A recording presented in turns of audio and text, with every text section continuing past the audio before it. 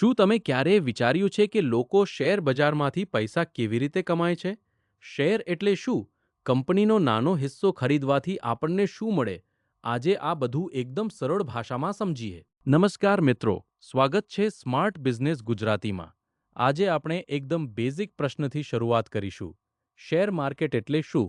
જો તમે શેર માર્કેટમાં નવા છો, તો આ વિડિયો અંત સુધી જરૂર જોવો. 1. શેર એટલે શું? માનો કે એક કંપનીની કુલ કિંમત 10 લાખ રૂપિયા છે. કંપની આ માલિકીનો નાનો ભાગ કરે છે. આ દરેક નાના ભાગને આપણે શેર કહી શકીએ. એટલે તમે કોઈ કંપનીનો શેર ખરીદો છો, ત્યારે સરળ ભાષામાં તમે તે કંપનીમાં નાનો માલિકી હિસ્સો ખરીદો છો. 2. શેર માર્કેટ એટલે શું? હવે પ્રશ્ન આવે કે આ શેર ખરીદવા અને વેચવા ક્યાં? જેમ શાક માર્કેટમાં વસ્તુઓની ખરીદી અને વેચાણ થાય છે, તેમ શેર માર્કેટમાં કંપનીના શેર્સની ખરીદી અને વેચાણ થાય છે. પરંતુ અહીં વ્યવહાર ઇલેક્ટ્રોનિક સિસ્ટમ દ્વારા થાય છે. ભારતમાં મુખ્ય સ્ટોક એક્સચેન્જીસમાં NSE અને BSE આવે છે. 3. કંપની શેર કેમ વેચે છે? માનો કોઈ કંપનીને બિઝનેસ વધારવા માટે 100 કરોડ રૂપિયા જોઈએ છે. કંપની પાસે બેંક પાસેથી લોન લેવાનો વિકલ્પ હોઈ શકે છે. બીજો રસ્તો, લોકો પાસેથી મૂડી ઊભી કરવી. કંપની શેર્સ ઇશ્યુ કરીને લોકો પાસેથી પૈસા ઊભા કરી શકે છે. આ રીતે કંપનીને બિઝનેસ એક્સપેન્ડ કરવામાં મદદ મળે છે. 4. આપણને પ્રોફિટ કેવી રીતે થઈ શકે? માનો તમે કોઈ કંપનીનો શેર 100 રૂપિયામાં ખરીદ્યો. પછી સમય જતાં તેની માર્કેટ પ્રાઇસ 150 થઈ.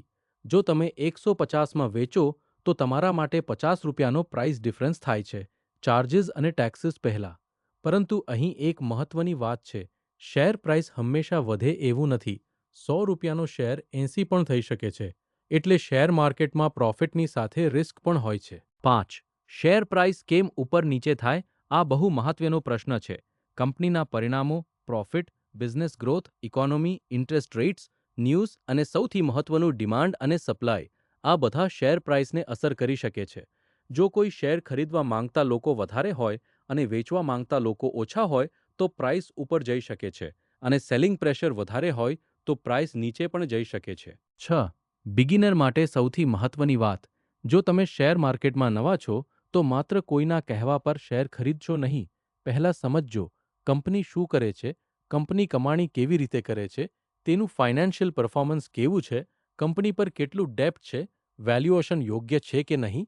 પહેલાં શીખો, પછી નિર્ણય લો. તો મિત્રો, આજે આપણે સમજ્યું કે શેર શું છે, શેર માર્કેટ શું છે, કંપની શેર્સ કેમ ઇશ્યુ કરે છે, અને શેર પ્રાઇસ કેમ ઉપર નીચે થાય છે. જો તમને આવી બિઝનેસ અને શેર માર્કેટની માહિતી ગુજરાતીમાં સરળ ભાષામાં શીખવી હોય, તો સ્માર્ટ બિઝનેસ ગુજરાતીને સબસ્ક્રાઇબ કરો. આગળના વિડીયોમાં આપણે સમજશું NSE અને BSE શું છે અને બંને વચ્ચે શું ફરક છે. મળીએ નવા વિડીયોમાં. ધન્યવાદ.